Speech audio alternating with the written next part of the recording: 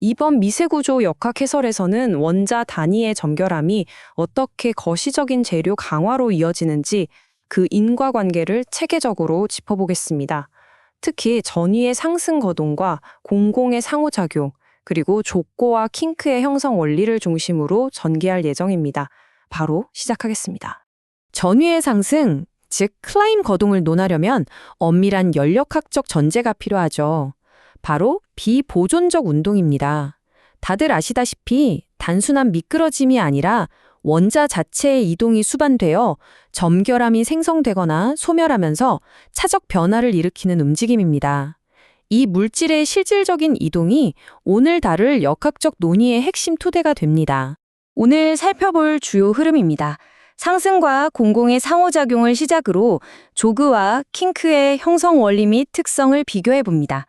이어서 나선전위 조그가 유발하는 이동 제한, 그리고 이것이 거시적인 가공 경화로 어떻게 이어지는지 단계적으로 파악해 보겠습니다. 첫 번째로 전위의 상승과 공공의 상호작용부터 살펴보겠습니다.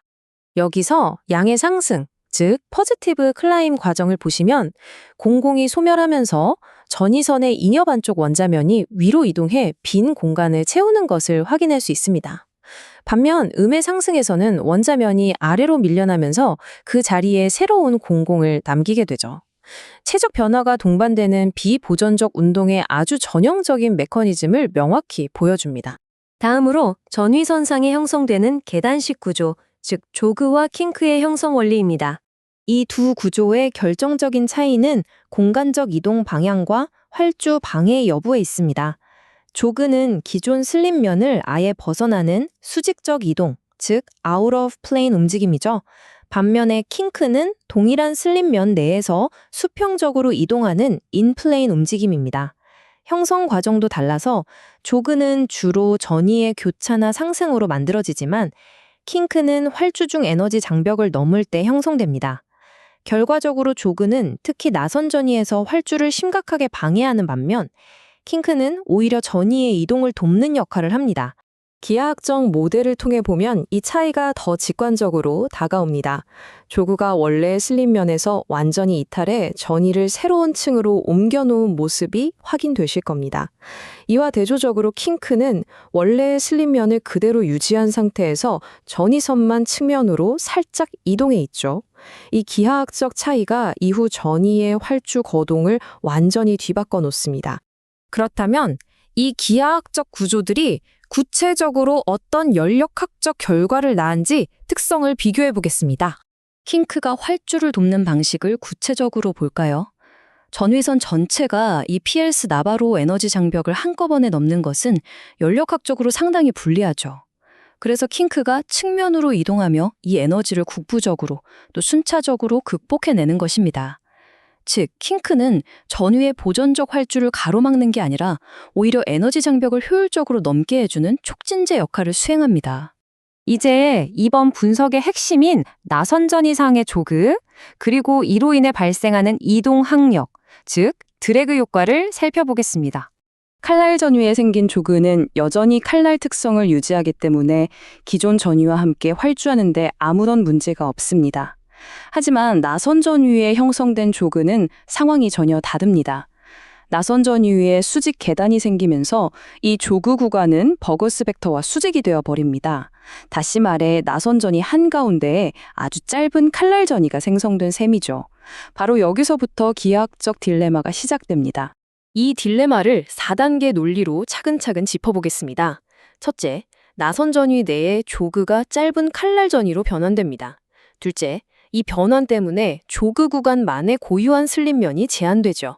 셋째, 전체 나선 전위가 전진하려 할 때 이 조그 구간은 해당 방향으로 활주할 수 없게 되는 기하학적 모순이 발생합니다.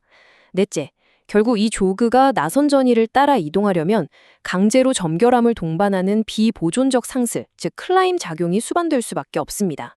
공간적인 도식을 보시면 한결 이해가 쉽습니다. 나선 전위 상에 위치한 짧은 칼날 전위 형태의 조그 구간을 주목해 보십시오.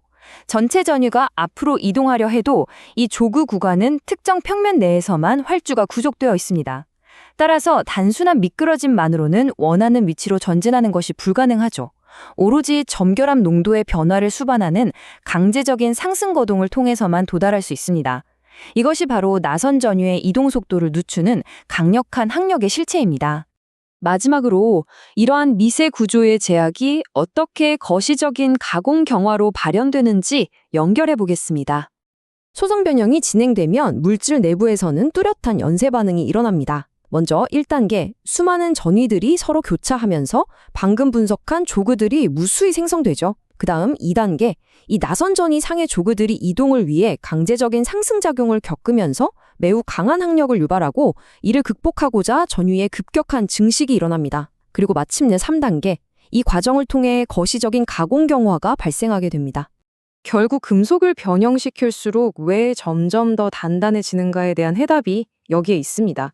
전위의 교차, 조그 생성에 따른 이동 억제, 그리고 전위 밀도의 급증이라는 일련의 미세 역학적 상호작용 말입니다. 아주 미시적인 수준에서 나선 전위상의 작은 조그가 만들어내는 기하학적 제한이 결과적으로 소재 전체를 강화시키는 근본 원인으로 작용한다는 명확한 역학적 결론에 도달하게 됩니다. 오늘의 해설을 마무리하며 한 가지 깊이 생각해 볼 만한 질문을 던지고 싶습니다. 만약 우리가 적층 결함 에너지를 정밀하게 제어해서 전위의 교차와 조그 형성을 의도적으로 조작할 수 있다면 어떨까요? 차세대 고강도 합금 설계에서 이러한 조그 유발 항력을 어떻게 더 정교하고 유리하게 활용할 수 있을지 고민해 볼 필요가 있습니다. 미세 구조의 기하학적 한계를 역으로 통제하는 것, 어쩌면 이것이 새로운 소재 혁신의 중요한 열쇠일지 모릅니다. 이번 분석이 여러분의 연구와 실무에 의미 있는 통찰을 제공했기를 바랍니다. 함께 해주셔서 감사합니다.